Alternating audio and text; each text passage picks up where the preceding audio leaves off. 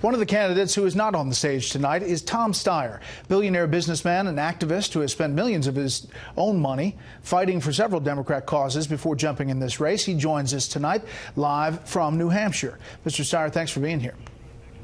Brett, thank you very much for having me. I want to go through a couple process things and then get to some of the issues that I know want to talk about. I assume the primary concern for you is to get President Trump out of office. You've spent a lot of your own money to try to do just that. But when you looked at the field of 20-plus Democratic candidates, what did you say? Did you say that they can't win, so I need to get in to do it? My real motivation here, Brett, is that I was worried that we wouldn't deal with the basic problems in front of Americans and wouldn't be telling the truth about what we needed to do. The number one issue for Americans that I have been calling out is that we've had a failure of the federal government. We've had a corporate takeover of our federal government, that they've actually bought the government, and that we need to restore our democracy to get back to government of, by, and for the people, that puts the interest of the American people first, not the profits of corporations. But obviously, and that's what I've been doing for 10 years. You looked at the field and decided, I'm better than the 20-plus candidates standing there. Well, I was worried, Brett, that we would be talking about plans. We'd be talking about plans in terms of medical care, health care. We'd be talking about plans in terms of education. We'd be talking about the plans that you were just referencing with regards to the Green New Deal. But that what we needed to level with the American people about was, for any of those plans to be seriously considered, we'd have to break this corporate stranglehold on our democracy. I think 4 out of 5 Americans, Republicans, Democrats, and independents, think that this democracy has been bought by corporations. It goes across party issues. It goes across geography. And that's what I think we have to confront. Can we get back a federal government that works? Can we restore government of, by, and for the people? I mean, you know that critics in your own party, including Bernie Sanders, have said they don't like that billionaires are in this race trying to buy this race. And those were in their words. I want to just ask you about your standing. You're not on the next debate in Houston. You're not invited to the town hall tonight on climate change, a key topic for you. The Real Clear Politics average of recent polls has you at 0.4%. For someone looking in the Democratic primary or caucuses at you, why should they believe that you're going to make it? Well, I've been in this race for 6 or 7 weeks, Brett, and I've been spending my time in the early primary states. That's New Hampshire, Iowa, South Carolina, and Nevada.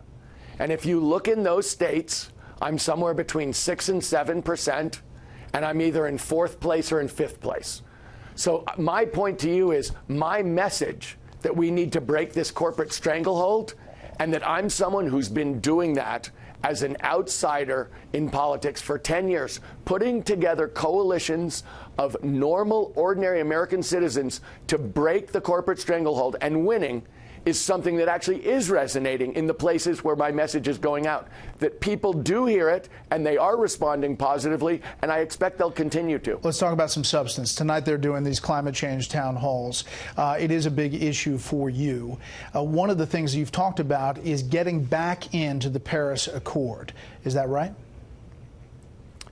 Well, actually, Brett, of course I would get back into the Paris Accord, but I view that as an important symbolic gesture, but not actually something that's going to change what the world does or what America does. What I've said, much beyond getting back into the Paris Accord, is that I would declare a state of emergency on day 1, and I would use the emergency powers of the presidency to start us to deal with the issue of climate change, to make it priority 1, and to make sure that we protect the health and safety of every American on day 1 as commander-in-chief. Yeah. You criticize the president for pulling out of the Paris Accord, and there are other Democrats who've done the same thing.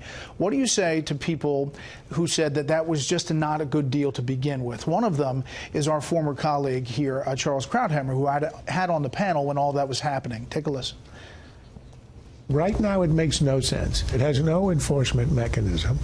It's all voluntary. People are supposed to adhere to certain limits, self-imposed. That's the problem with it. The Chinese essentially have a free ride for 15 years. The Indians have announced that they're going to increase CO2 emissions. They're going to triple them from coal between now and 2030. We're the ones who are going to have to adhere to these limits. And after that, President Trump pointed out that the U.S. is actually reducing emissions more than any other country. Well, let me say this. The Paris Accord is by no means perfect. But if we're going to push this is a global problem, Brett, and you know it. We all know it's a global problem.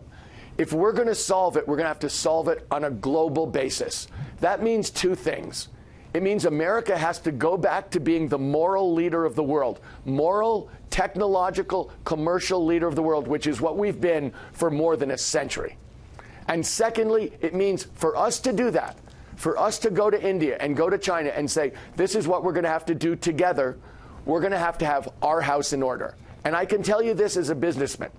I've studied this for over a decade, and we can do this in a way that will have lower cost of energy, will grow faster as a country, people will have higher wages, and will be healthier. This whole argument that this is going to be somehow a drag on the American economy is completely false. In truth, this is something that can restore us as a country and make us richer and make us healthier. Last thing, one of the other things that you're pushing for and have spent a lot of money on is an impeachment effort. The latest Monmouth poll out says should President Trump be impeached or compelled to leave presidency, and you see the no has increased actually since May, March, May, and then August, 59-35 upside down. Do you still believe that this president should be impeached? You know, Brett, I really do. I think he's the most corrupt president in American history. I think he's more than met the criteria for impeachment.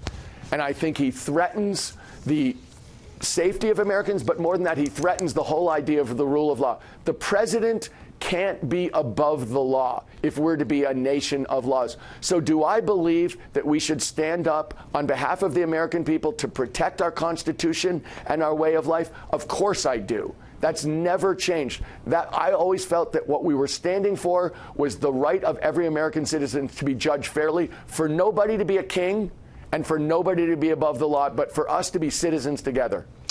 Tom Steyer in New Hampshire tonight on the campaign trail. Mr. Steyer, we appreciate your time.